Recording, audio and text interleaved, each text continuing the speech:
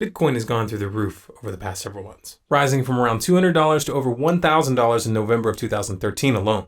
This is obviously a speculative bubble, and like all bubbles, it will pop. Anybody who has any economic sense at all can see that. Optimists like to compare the current Bitcoin bubble to the dot-com bubble of the late 90s. After all, the dot-com bubble may have burst, but the internet survived. Bitcoin could do the same thing, right?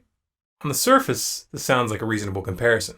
However, there's a variable in this equation that almost no one is talking about. Bitcoin has a fundamental design flaw, and fixing that design flaw will require completely changing the way the Bitcoin network operates. In its current form, the Bitcoin system is able to facilitate transactions without a centralized database by requiring each client on the network to download a copy of the blockchain.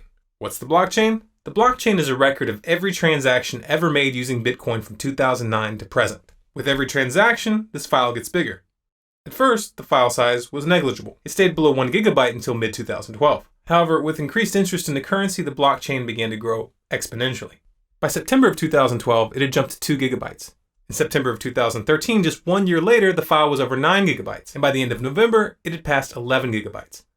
If interest in the currency continues to increase and the number of transactions continues to grow at its current rate, the blockchain will easily reach 50 gigabytes within a year and 250 gigabytes within 2 years. Now, the specific amount of time it will take the blockchain to reach a particular size is beside the point. What it comes down to is this. In its current form, Bitcoin is not scalable. The way the system is designed right now, the blockchain will eventually reach several terabytes in size.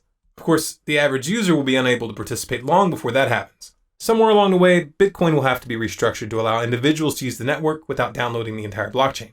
This is no simple task, and making the shift will involve introducing a degree of centralization into the mix. An example proposal to address this issue would be to use what some have referred to as supernodes as intermediaries. A supernode would handle the blockchain for you, and you would communicate with the supernode to deposit or spend bitcoins. So essentially, Bitcoin banks. Now, this is arguably still better than the current banking system because Bitcoin banks wouldn't be able to engage in fractional reserve lending.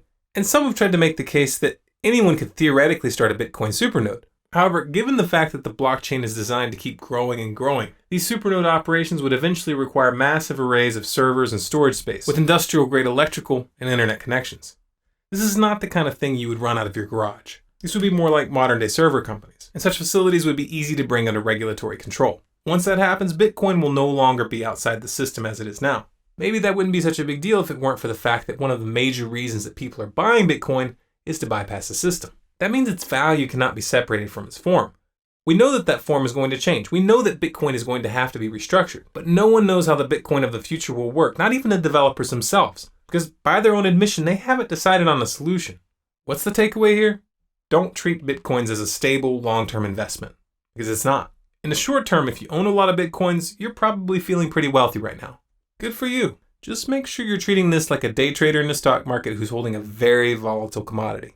If you sell at the right time, you might make a lot of money. However, those who get blinded by their ideological attachment to the currency are likely to lose their shirts.